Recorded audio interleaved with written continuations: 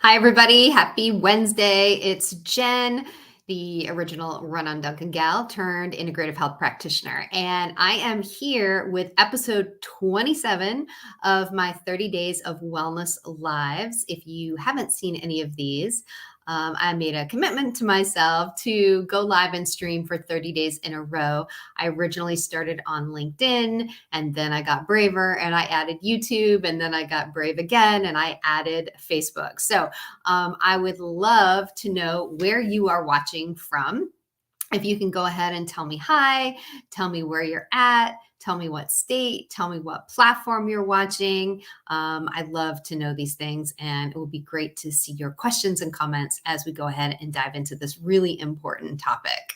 And if you are watching on the replay, I would love for you to put down hashtag replay. And I will be sure and check so I can answer your questions and comments. So it is, let's see, I can't believe it. It's Wednesday. I'm going to do Thursday, Friday. That will be episode 28, 29. And then Monday was going to be my day 30, but then I realized Monday is Yom Kippur. So clearly I will not be online. I will be on synagogue completely offline for 24 hours and fasting. So episode 30, my final episode in this series, will be next Tuesday, but still at 12 p.m. Eastern time. So today, I want to talk about cravings. And specifically, I want to talk about 5 reasons why your blood sugar, when it's spiking, is giving you those cravings. Because number one, every woman that I talk to who comes to me for a free consult, right? They fill out a health intake form, a wellness intake form. They share with me things about their daily routine. What are they eating? When? How's their stress? How's their movement? All the good things, so that I can look at that before that we get on a Zoom together, and then we chat about it. And I would say, without a doubt, about 50% of the women who come to me talk about cravings. They are craving things, and it is impacting how they feel. It's impacting their energy levels. It's impacting their weight. It's definitely impacting their waistline.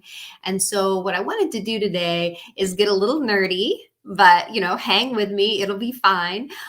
Just get a little nerdy and talk about what's going on in the body that is making us have these cravings, right? Because getting these cravings under control, managing blood sugar, is key to extending your life and also extending the health of your life, right? To me, it does no good if you want to live to be 100, yet you're spending 30 years in a bed, right? Unable to move, unable to do anything. So we really want to focus on, if you're thinking about, pro-aging, right? Like, hey, 50th birthday next month. I keep saying it. I'm excited. I really, really am. But I want to be the best that I am at age 50. I do not have any desire to go back and be 25. Can anyone give me a high sign on that? Can anyone give me like some fire signs or something on that? Because there's no way I'd want to be 25 again. But you got to focus on your immediate health. You've got to get your excess weight off. You've got to manage your blood sugar, get those things under control before you can worry about really longevity, right? Because high blood sugar, out of control blood sugar, is in the top 4 causes of mortality for both men and women. So it's something that you got to pay attention to it. You really do. And so today, I really want to share, again, these 5 reasons. And there's a lot of talk about blood sugar. I did an episode. I'll talk about that other episode later on. But there's a lot of talk about blood sugar and, should I wear a continuous glucose monitor and, maybe not ever spike your blood sugar? Okay, let's just take a step back. So what happens, right? First of all, blood sugar is glucose, form of sugar, and the sugar that's in your blood. Literally blood sugar. So if you hear glucose, you hear blood sugar, those 2 terms are interchangeable. Okay. Now, when you eat food, your blood sugar is going to spike up. This is normal, right? You're taking in energy, you're taking in carbs. It is going to increase your blood sugar. It might go as high as, for people who track it, right, 100, 140. But then over the course of the 2 to 3 hours of digestion after a meal, your blood sugar goes down again, right? And then you eat again and it goes up. And then 2 to 3 hours later, it goes down again. This is really good. This is healthy blood sugar. This is a very responsive metabolism, right? I love this. Metabolic flexibility is a great term for this that I've heard. I love that. So that's healthy.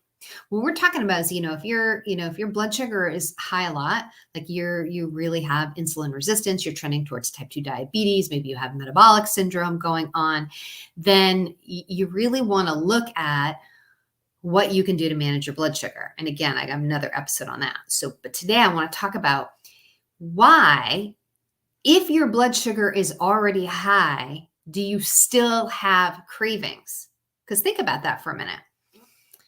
Number one, you'd think if you are 20, 30, 40 pounds overweight, you have plenty of fuel on your body. So your body's not starving for nutrients, right? But you're still having cravings, right? Or maybe you're not that overweight, but you're still having cravings anyway. So there's got to be a reason, because your body is not supposed to work that way. This is disordered reactions. Okay. So first thing I want to talk about is the main one, the one that I think everybody is cognizant of, right, is insulin resistance. What is insulin resistance? It's basically when you have sugar in your blood, right? Glucose, and it's trying to get into your cells, right? It's trying to get into your liver. Your liver stores glucose. It's trying to get into your muscles. If you didn't know that, your muscles store glucose. It's just trying to get into those cells, right? But it's not getting in there, right? The pancreas is releasing insulin, but because maybe your blood sugar has been so high and so elevated for so long, it just kind of gives up. It's kind of like your cell, right, has got a door and it's locked, and the glucose is banging on that door, trying the key, using the metallic card. Nothing's happening. It cannot get in. So the cells still need energy, right? So they send a message to your brain that says, hey, I need more fuel. So what happens? You start to crave things, right? Ghrelin starts to react, boom, and you're craving. So it's this vicious cycle, right? So that's insulin resistance. And again, that's a precursor to type 2 diabetes. Type 2 diabetes is reversible. So that is a good thing, right? But again, insulin resistance is the first reason I talked about. Now, number two, you could have insufficient glucose utilization of your cells, right? So you have high blood sugar, but your usage of that blood sugar is impaired, right? So think about your muscle cells, right? They need those carbs. You need carbs for quick energy, right? When you have quick energy, and I talked about this in the smart cardio episode I did last week. I will put that in the comments, as well as how to reduce blood sugar.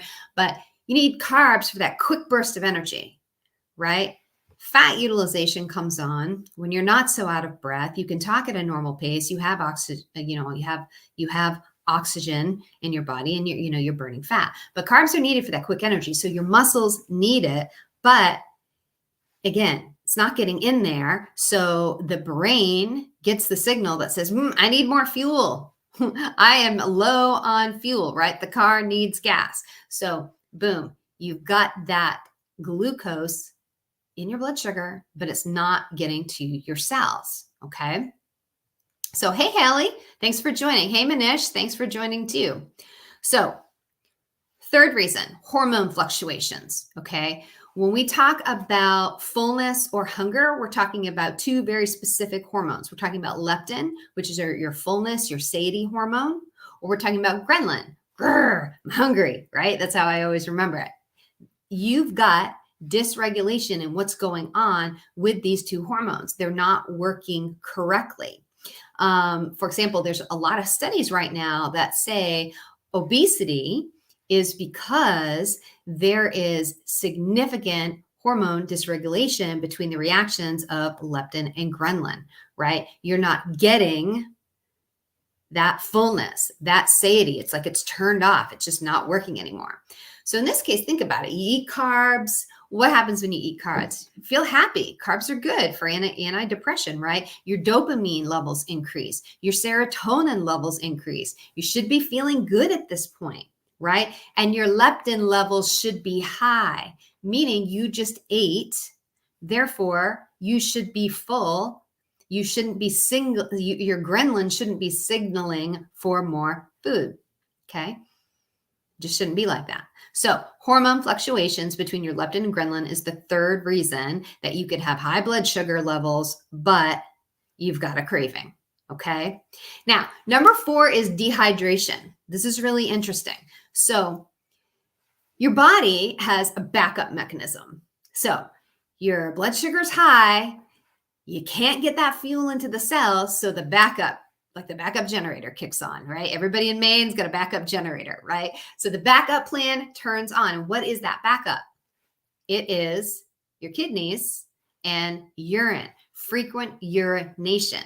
Okay, so the backup plan is activated. You start to have to go to the bathroom more frequently. And I'm talking about every 20 to 30 minutes. Right? Frequent urination is a signal that you could have type 2 diabetes. You should go to the doctor. You should get your glucose tested to be sure if this is something that's going on, especially if you're not drinking a ton, but you are going to urinate frequently.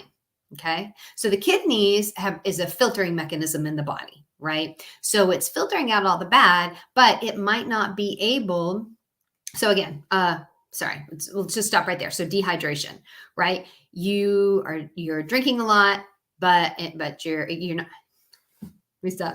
So number 4 is dehydration. Okay, so your kidneys are the backup mechanism, and they're trying to filter everything out, and they're trying to get that glucose back in, but something's not happening. So this leads right into the 5th one. So this is talking about energy loss through urination. So we talked about it, right? You've got all this excess glucose. Your backup mechanism turns on. Your body starts to urinate more frequently. The kidneys are filtering out the bad, trying to keep the good, right? They're trying to keep the glucose. But what if it can't be reabsorbed? That means you have calorie, nutrient loss through your urine. So then what happens? Your body then can make a signal. And instead of what you might normally think, it's going to signal, well, I've been peeing a lot. I must be thirsty, right? No. Sometimes your thirsty signals and your hormone signals get crossed in your brain, right?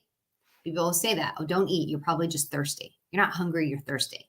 In this case, that's what's going on, right? You're definitely going to be thirsty because you're urinating more frequently, but it can turn that ghrelin hormone on to think that you're hungry. So then you're craving more carbs. Okay. So the top 5 reasons that high blood sugar could make you have a craving for all the things that we like, right? The ice cream, the chocolate, the baked goods, right? The good stuff that I'm talking about. It is number 1, insulin resistance. Number 2, insufficient glucose utilization. Number 3, hormone fluctuations between your leptin and ghrelin. Number 4, dehydration. And number 5, you've got that energy loss through urine. And so you're losing calories, you're losing nutrients. So your body is signaled again to eat. So there are reasons like this, all these processes, right? This is your body in dysregulation. Okay. It shouldn't be happening like this. So blood sugar management is really critical, right? And I did episode number 9 in these, which this was before I was streaming to Facebook. So I'll go ahead and I'll put the YouTube and the LinkedIn links to that in the comments here of that Facebook post.